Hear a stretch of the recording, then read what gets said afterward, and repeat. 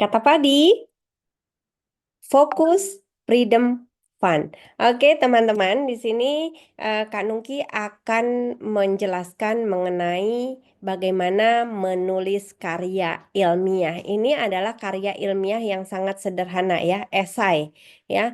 Nah, ini diwajibkan untuk teman-teman yang pada hari Sabtu besok tanggal 8 Februari tidak bisa ikut acara diskusi bersama tamu kita, narasumber kita. Jadi kalian wajib membuat karya ilmiah atau esai sederhana.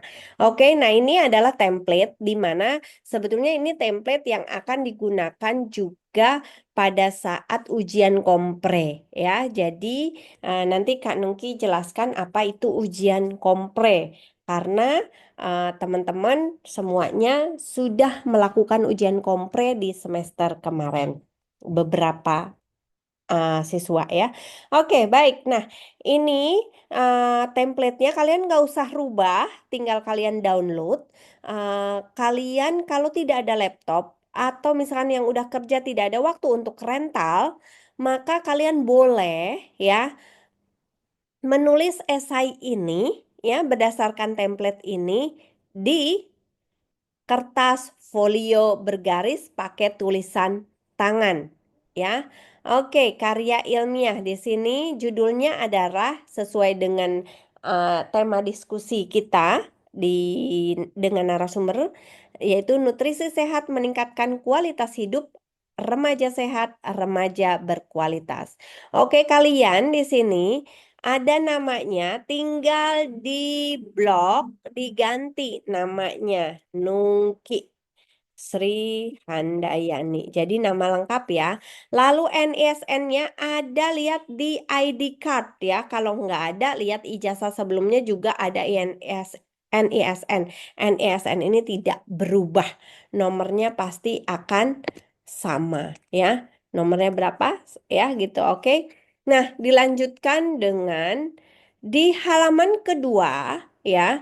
Dan halaman ketiga kalian abaikan, tidak usah ditulis karena ini memang untuk ujian kompre. Tapi kalau kalian mau latihan boleh diisi. Maaf, di halaman kedua kalian wajib isi.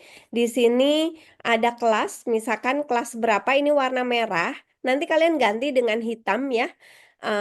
Karena ini kan yang harus diisi. Makanya Kanungki warnanya merah supaya eye catching, supaya mana sih yang harus dirubah. Misalkan kalian adalah kelas 10, berarti kelas 10 itu paket apa sih? Kalian ini di blok diganti C, misalkan huruf C. Namanya siapa? Tuliskan lagi ya. Lalu NISN-nya juga sama, tuliskan di sini. Tadi paket apa? Paket C. Paket C itu setara dengan apa? Kalian di sini ada lihat ini paket C kelas 10 berarti setara SMA. Berarti yang SD sampai SMP-nya kalian lihat ke sini kursornya lalu klik dicoret yang tidak perlu ya. Oke, baik. Nah, ini sama di sini kalian diganti ya, di blok lalu dengan nama kalian. Oke. Nah, setelah ini kalian di sini ya, yang tadi Kak Nungki bilang ini untuk ujian kompre, kalian nggak usah diisi ya, karena ini lihat dalam ujian kompre. Ini bukan ujian kompre tapi tugas, jadi nggak perlu diisi. Lalu yang halaman keempat juga sama ya. Ini juga sama untuk ujian kompre, jadi tidak perlu diisi. Jadi halaman ketiga dan keempat tidak usah. Lalu kata pengantar, kalian isi ya. Kalian isi dengan lihat hurufnya adalah Twin Chan ya.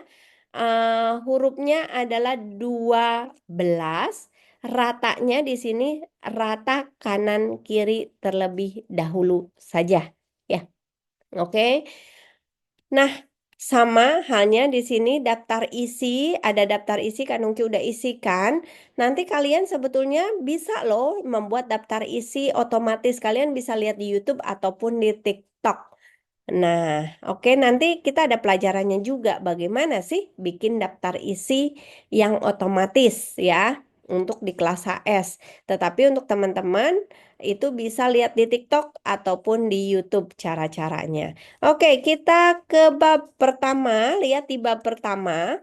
Di sini ada pernyataan umum. Jadi ini paragraf pertama, kalian hapus aja yang isinya di mana jelaskan pentingnya nutrisi bagi remaja dalam mendukung pertumbuhan fisik dan mental, ya.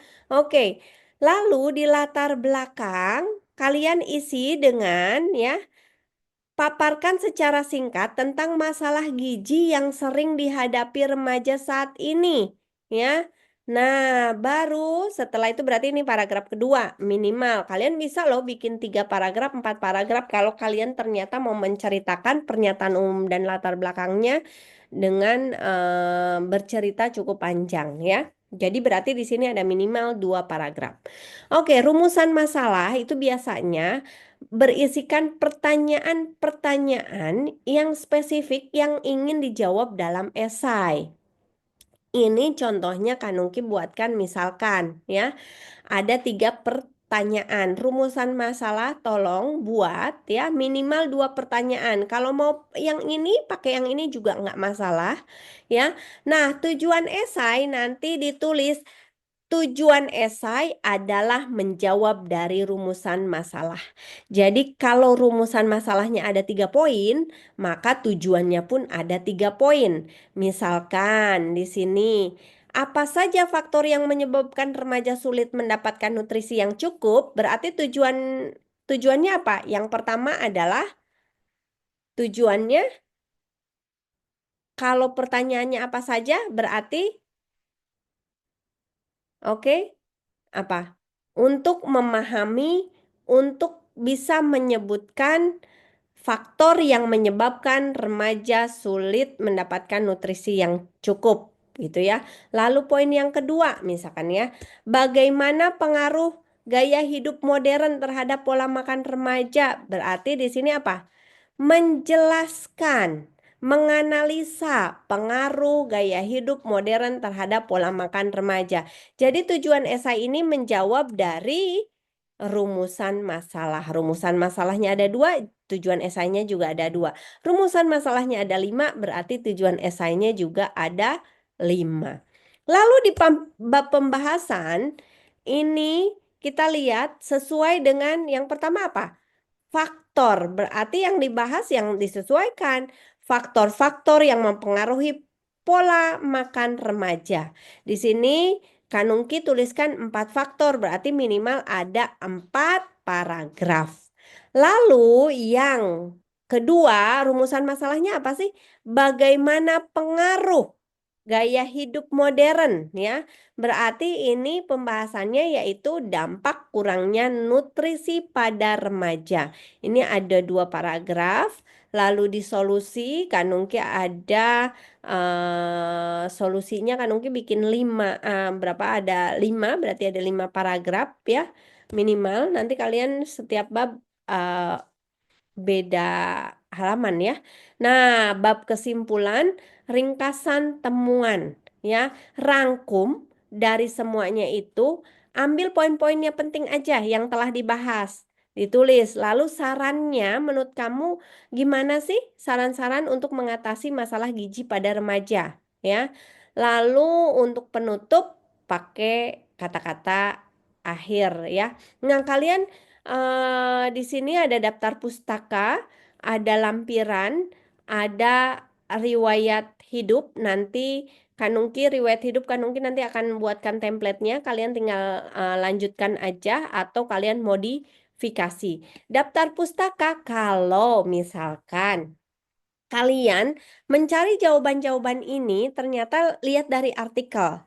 Berarti nanti artikelnya ya kalau misalkan dari artikel tuliskan artikelnya di mana. Nanti juga di sini ada sih bagaimana cara bikin daftar pustaka otomatis. Kalian bisa lihat di TikTok ataupun di YouTube ya.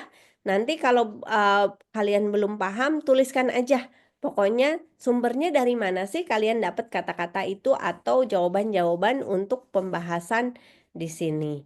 Oke, baik. Kalau ada pertanyaan dan yang lainnya, silahkan tuliskan komen di link yang Kak Nungki sudah kasih linknya. Jadi nanti kalau teman-teman butuh pembelajaran khusus tentang karya ilmiah, Eh, coba pastinya Kak Nungki akan buka Zoom tapi di malam hari supaya apa? Supaya teman-teman yang kerja itu juga bisa mengikuti pembelajaran ini. Kenapa ini sangat penting buat kalian?